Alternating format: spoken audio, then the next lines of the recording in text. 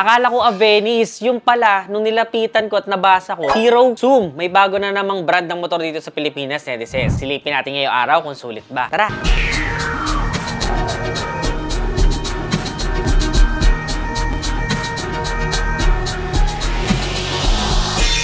Kung di kayo familiar doon sa Hero na brand, netizens, actually, alam nyo ba, sa India, naging Hero Honda pa siya before. Pero ngayon, nung nandito na sa Pilipinas, naging Hero na lang siya independently. So, ibig sabihin, magkakaroon na tayo ng idea na magiging matibay din pagdating sa parts and accessories. Or, marahil, may mga kasukat. At palagi naman tanong ng mga tao kung paano nga ba yung mga available parts, lalo na pagbago yung motorsiklo. To be honest, kapag tinatanong naman natin yung mga brands na to, ay meron ng mga available na parts, syempre, sa kasa mismo, para hindi na rin mahirapan sa mga after-sale services, especially sa mga wear and tear na parts. Ngayon, ang isa sa mga pumukaw sa attention ko dito sa Hero Zoom ay yung kanyang tinatawag na cornering lights, netizens. Kapag ka bumibanking ka sa kanya at medyo naglilin na yung motorsiklo, at a certain angle ay umiilaw yung kanyang turn signals. Parang indicator warning na nagbi-blink siya. So that's actually something na ngayon ko lang nakita sa motorsiklo. 110cc nga lang pala to, netizens ha. Napakalaki din ng kanyang ilaw. Tawagin nila yan ay big on lights. Kasi meron siyang advanced projector LED headlights with corner bending light. Kanyang pinakaunahan, netizens, para may somehow X-shape ng bahagya lang naman. Alam naman natin na kapag projector ang ilaw, netizens, ay buong-buo yung bato sa gabi. Hindi siya yung parang kalat-kalat. Ganon din sa taillight niya. Halos magkamukha yung effect na binibigay niya. May somehow X-shape na daytime running light na rin. Habang sa likod naman, netizens, ay merong H-shape position na rear lamps. Naka fully digital meter panel na rin pala tayo dito, netizens, na pwede mo pang i-connect sa iyong smartphone. Ganun siya kalupit. Meron siyang Bluetooth connectivity na makikita mo dun yung mga SMS alert mo, yung caller ID, makikita mo din dyan yung real-time mileage indicator mo, at saka yung low fuel indicator. Syempre, yung speedometer, hindi mawawala, at may orasan din. You have two buttons to worry about, isang select at isang set. Tapos may maliit lang tayo na Hero logo doon sa gitna. Its Bluetooth connectivity and fully digital speedometer enables you to answer calls and check SMS on the go. So go out anywhere, stay connected everywhere. The Zoom is equipped with a large LED display for a caller ID, real-time mileage indicator, low fuel indicator, SMS alert, and Bluetooth connectivity. Galing, no? Sa mga colors naman, netizens, ay meron tayong sports red, polyester blue, meron din siyang Abrax orange, at saka black. So ako, ang favorite ko dyan siguro is yung kanilang red at saka yung black para medyo masculine yung datingan. Now, let's talk about the engine. Meron tayo dito air-cooled na 4-stroke SI engine at ang kanya pong displacement is 110.9cc to be exact. So, maayos na to from point A to point B, madadala ka na niya. Pero hindi siya ganun ka-powerful kasi entry level lang siya. Ang kapalit naman nun, syempre matipid to sa gasolina. It can produce a maximum power of 6 kilowatts or 8.05 bhp at 7,250 RPM. At meron naman po itong maximum torque na 8.70 Newton meter at 5,750 RPM. Syempre, FI na rin siya or fuel injected na. Kaya maximize talaga natin yung bawat piga dahil matipid sa gas. Bukod pa dyan ay naka-automatic transmission na rin po siya, so gas and go ka na lang. Sa front suspension ay meron po tayong telescopic fork at meron naman tayong unit swing na merong spring-loaded hydraulic damper sa rear. Pagdating naman sa looks sa netizens, sa front face niya, napagkamalan ko nga siya Avenis at first, pero somehow, pag tinitigan mo na siya, may kanya naman siya sariling style. So itong blue, isa rin sa nag-caught ng attention ko, kaya siya yung vinidyohan ko. Meron tayong turn signal sa may manibela. So, kitang-kita yan sa kalsada kapag ka nag-signal ka. And very decent din yung laki ng kanyang side mirrors. Standard na. Kitang-kita mo yung mga nasa gilid mo at likod. Naka-black trims din yung kanyang mga brake levers. Habang regular standard handle grips naman with some balancer at the end yung kanyang hawakan. Nagustuhan ko rin yung emblem ng Hero. Para siyang Transformers. Yung tingin ko sa kanya. Tapos, body color din yung kanyang fender na parang may patilyad na black trims dun sa magkabilang gilid. Tsaka meron din siyang Hero emblem doon sa pinaka fender sa unahan. Sa front tire size naman ay meron siyang 90 by 90 by 12 at 180/12 naman sa likuran. Both are tubeless tires and 12 inches wheels. Kaparehas din talaga nun sa Avenis natin. Advantage kasi ng 12 inches wheels ay mas maganda yung kanyang arangkada kasi nga mas maliit yung circumference ng gulong niya. So meron din siyang purpose talaga. Kaya ako sa regular na gamit ko, sa una ka lang maninibago kung sanay ka sa 14 inches wheels. Pero eventually magugustuhan mo na rin yung handling niya. Kasi napaka-sporty din talaga niya eh. At maganda naman yung suspension. Sa overall dimensions ay meron tayong length na 1,881 mm,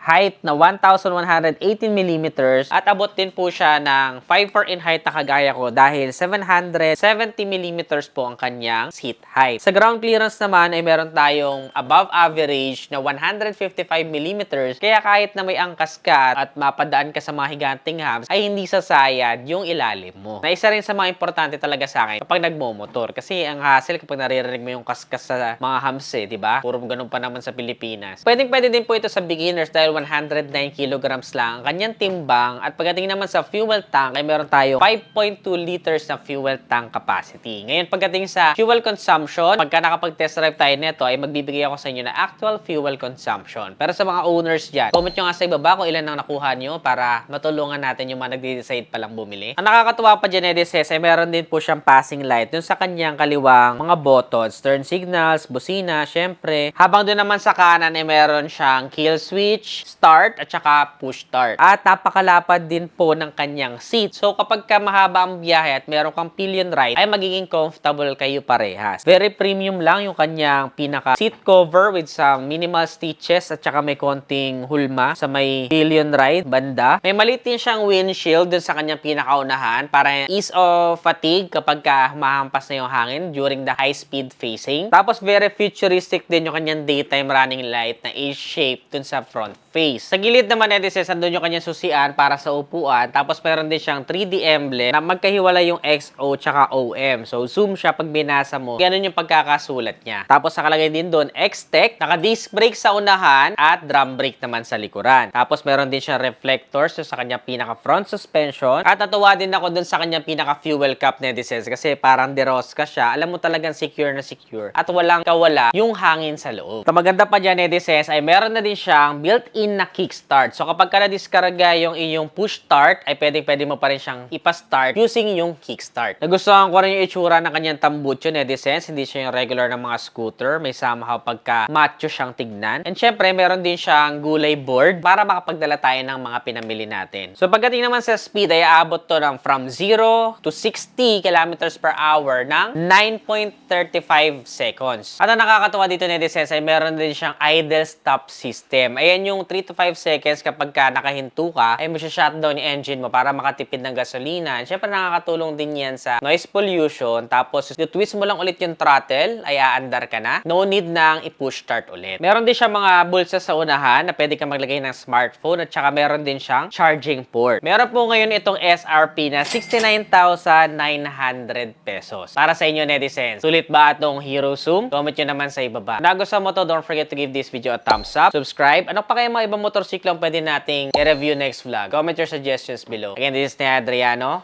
Always keep it cool, ride safe always.